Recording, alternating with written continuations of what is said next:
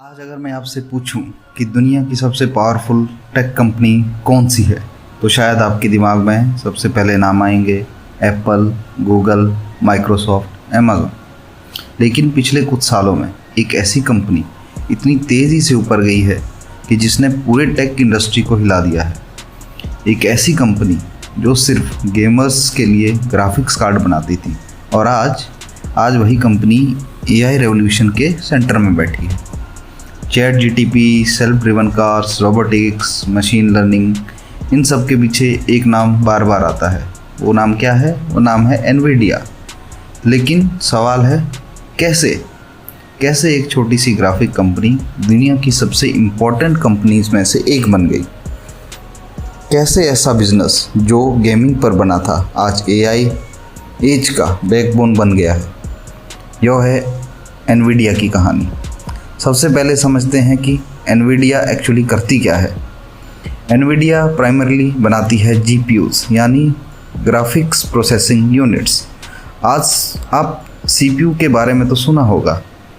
CPU को हम computer का ब्रेन कह सकते हैं जो नॉर्मल टास्क हैंडल करता है। लेकिन जीपीयू अलग है। जीपीयू हज़ारों कैलकुलेशन एक साथ कर सकता है।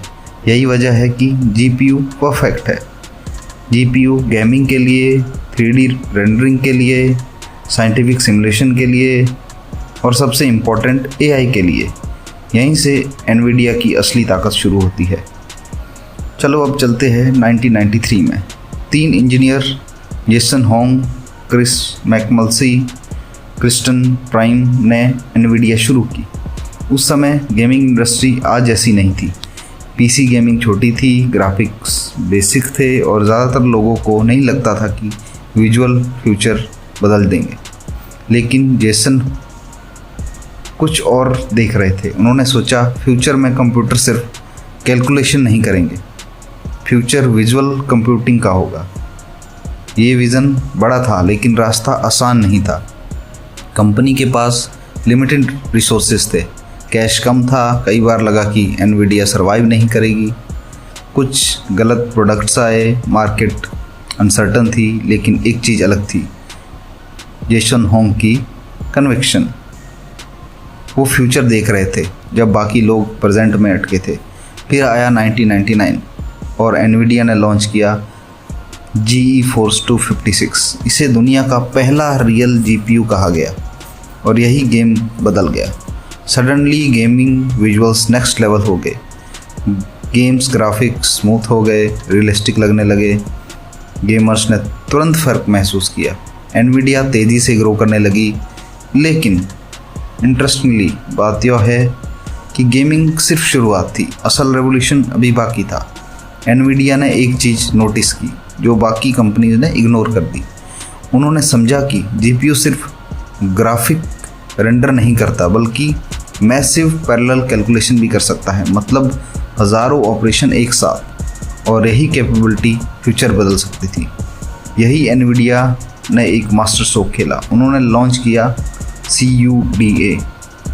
ये सिर्फ सॉफ्टवेयर नहीं था, एनवीडिया का सीक्रेट वेपन था।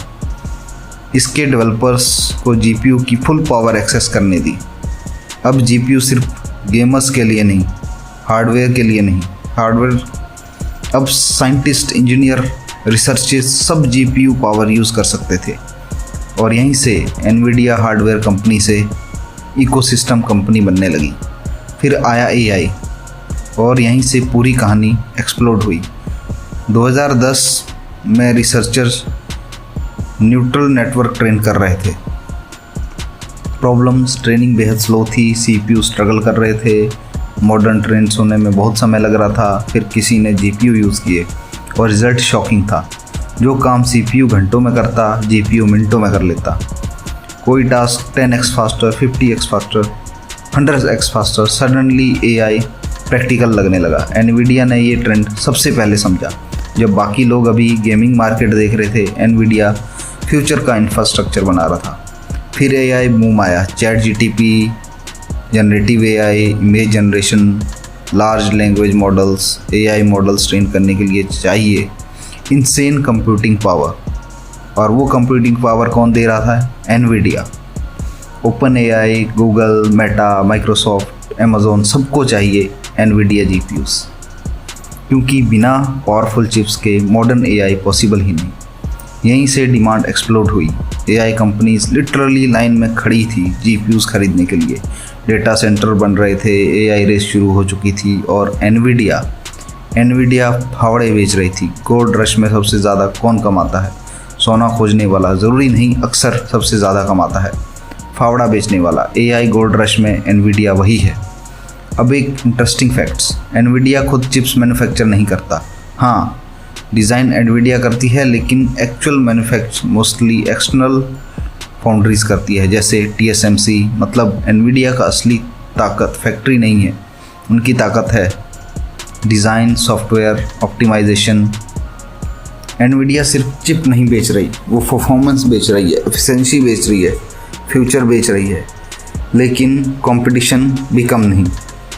AMD एनवीडिया को चैलेंज करना चाहता है, इंटरनल कमबैक करना चाहता है, गूगल अपने AI चिप्स बना रहा है, चाइना भी एग्रेसिवली चिप इंडस्ट्री बिल्ड कर रहा है, क्योंकि AI का फ्यूचर चिप्स पर डिपेंड नहीं करता। जो चिप्स कंट्रोल करेगा वही AI कंट्रोल करेगा। अब पिक्चर और बड़ी हो जाती है। सोचो फ्यूचर में AI कहाँ कहाँ होगा? Cars, robot, hospital, factory, defence, smart city, हर जगह AI होगा। हर जगह AI सिस्टम चाहिए। कंप्यूटर के लिए चाहिए चिप्स, और चिप्स का किंग अभी के लिए एनवीडिया। कुछ और इसके लिए कहते हैं Nvidia is the oil company of the AI age. और ये कंपैरिजन गलत नहीं है। इंडस्ट्री एज में ऑयल पावर था, AI एज में कंप्यूटर पावर है। लेकिन हर एम्पायर के रिस्क होते हैं।